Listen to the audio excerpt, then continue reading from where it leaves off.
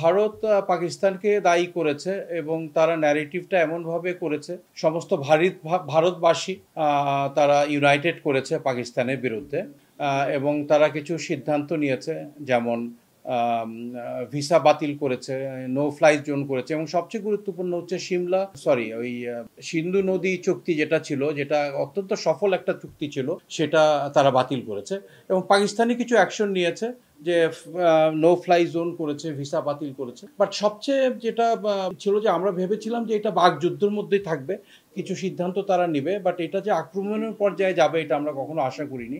এটা খুবই দুঃখজনক। War is never good. But আসলে আমরা এই আক্রমণের পরে দেখেছি সকালে ভারতবাসীরা উচ্ছ্বাস প্রকাশ করছে, পাকিস্তানিরাও খুব খুশি পাকিস্তান সশস্ত্র বাহিনী যে পাল্টা আক্রমণ করেছে। বাট এই খুশিটা বেশি দিন থাকবে না, because war is never good. এটার ইম্প্যাক্টটা কিন্তু জনগণের উপরে পড়ে এবং আমাদের এই উপমহাদেশ সবচেয়ে ঘনবসতিপূর্ণ একটা এলাকা, দুইটা দেশের সামরিক পারমাণবিক অস্ত্র আছে 300-এরও বেশি। So war is never good in this reason এবং এটা আমাদের নিরাপত্তা কোনো ঝুঁকি না থাকলেও ডেফিনেটলি এটার ইম্প্যাক্ট বাংলাদেশ এবং রিজনের উপরে আসবে আর আর্থিকভাবে, ইকোনমিক্যালি, এবং এটার ইম্প্যাক্টটা সারা বিশ্বে চলে যাবে। এবং আমরা জানি ইউক্রেন যুদ্ধ এত দূরে হওয়া সত্ত্বেও এটার ইম্প্যাক্টটা বাংলাদেশের উপরে এসেছে, আর এটা তো আমাদের নেইবারহুডে হচ্ছে। তো আমরা আশা করি this would be the last physical assault. Pakistan একটা স্টেটমেন্ট দিয়েছে যে ভারত যদি তাদের আক্রমণ বন্ধ করে আমরাও আক্রমণ বন্ধ করব। যা ক্ষয়ক্ষতি হয়েছে এখন এটাকে পিছিয়ে ফেলে আমাদেরকে ডিসকাশনে আসতে হবে এবং we have to find out a solution. আমরা কখনো চাই না এই যুদ্ধটা আরও বেড়ে যাক। আমাদের যেটা ইম্প্যাক্ট হবে, there will be economic impact on us, social impact on আস। নিরাপত্তা ঝুঁকি তেমন একটা থাকবে না, বিকজ এই যুদ্ধটা যদি আরও বেড়ে যায় সেক্ষেত্রে তো পাকিস্তান ভারত বর্ডারতেই যুদ্ধটা হবে। সো এখানে আমাদের সিকিউরিটি কোনো থ্রেট না থাকলেও ইট উইল হ্যাভ এবং যুদ্ধ শেষ হয়ে যাওয়ার পরেও কিন্তু বছরের পর বছর আমরা ইম্প্যাক্টটা আমরা বুঝতে পারবো। ভারত আমাদের প্রতিবেশী, আমাদের সাথে তাদের ইকোনমিক অনেক রিলেশনশিপ আছে।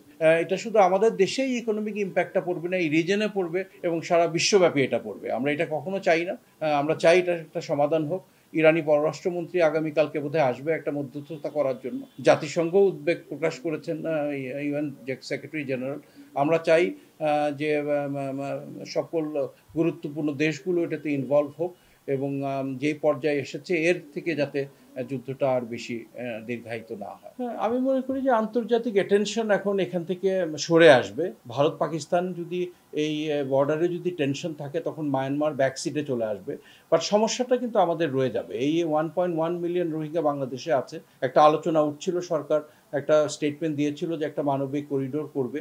বাট এই মানবিক করিডোরটা আমার মতে এটা অত্যন্ত ডিফিকাল্ট একটা টাস্ক, বিকজ এখানে সকল পক্ষকে এখানে একমত হতে হবে।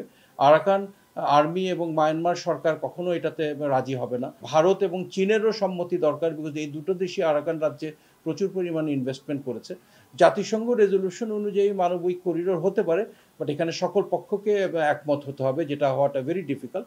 এবং দেয়ার লট অফ কনফিউশন, এই ত্রাণটা কার মাধ্যমে যাবে, কাকে হস্তান্তর করা হবে, এবং এই ত্রাণ পেয়ে যদি আরাকান আর্মি বেনিফিটেড হয় এবং মায়ানমার সরকারের বিরুদ্ধে যুদ্ধে যদি তারা কোনো অ্যাডভান্টেজ পায়, এটা ডিপ্লোম্যাটিক্যালি বাংলাদেশের জন্য কোনোভাবে ভালো হবে না।